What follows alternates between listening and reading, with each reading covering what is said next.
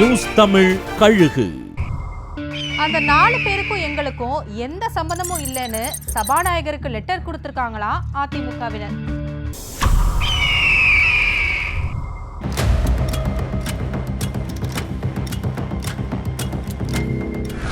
OPS உள்ளிட்ட 4 எம்எல்ஏக்கள் அதிமுகவிலிருந்து நீக்கப்பட்ட நிலையில அவங்களுக்கும் அதிமுகவுக்கும் எந்த சம்பந்தமும் இல்ல, அவங்கள நாங்க கட்சியை விட்டு நீக்கிட்டோம்னு எடப்பாடி பழனிசாமி தரப்பு சபாநாயகர்கிட்ட எப்பவோ கடிதம் கொடுத்துட்டாங்களாம்.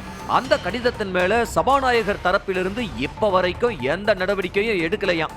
நாளைக்கு ஏதாவது அவங்க சட்டமன்றத்துல பேசினா அது அதிமுக சார்பில் பதிவாக கூடாதுன்னு இபிஎஸ் தரப்பு இப்படி ஒரு முடிவு எடுத்திருக்காங்களாம்.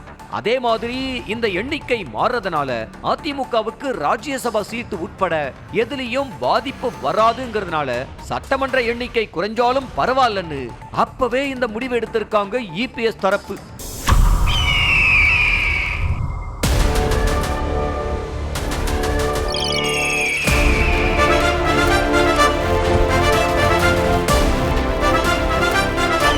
நியூஸ் தமிழ் கழுகு.